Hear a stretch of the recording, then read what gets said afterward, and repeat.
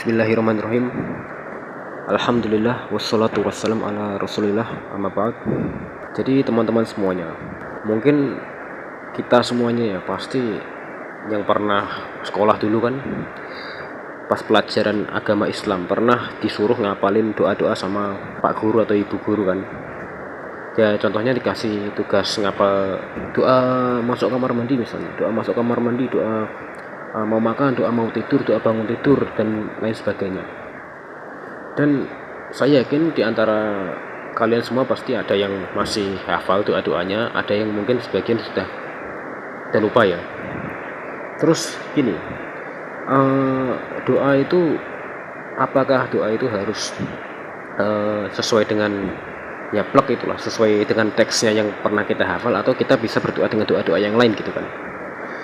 Jadi gini teman-teman ya, buat sekedar tambahan saja. Jadi di dalam doa-doa dalam agama kita itu ada beberapa jenis doa ya. Yang pertama itu adalah doa yang diambil dari ayat-ayat Al-Quran atau potongan-potongan daripada ayat-ayat Al-Quran. Kemudian yang kedua adalah doa-doa yang berdasarkan hadis Nabi, berdasarkan sunnah-sunnah Nabi. Jadi doa ini memang pernah dilantunkan langsung oleh Nabi Muhammad SAW dan juga diajarkan oleh Nabi kepada kita semua.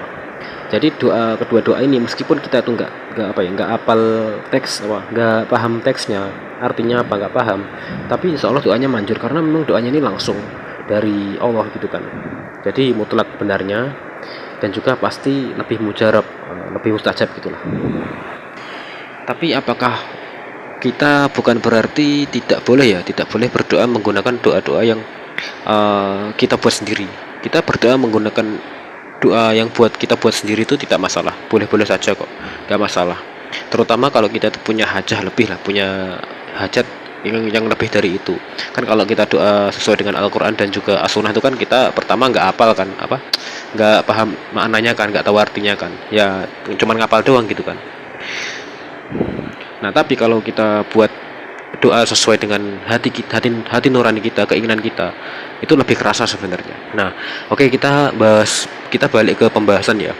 Jadi teman-teman pasti dulu ya pernah kan disuruh ngapal-ngapal doa sama guru-guru kan waktu duduk di bangku sekolah itu, dan pasti ada yang lupa. Terus gimana solusinya kalau kita tuh lupa sama sekali dengan doa-doa? Nah inilah keistimewaannya dari kalimat basmalah, Bismillahirrahmanirrahim.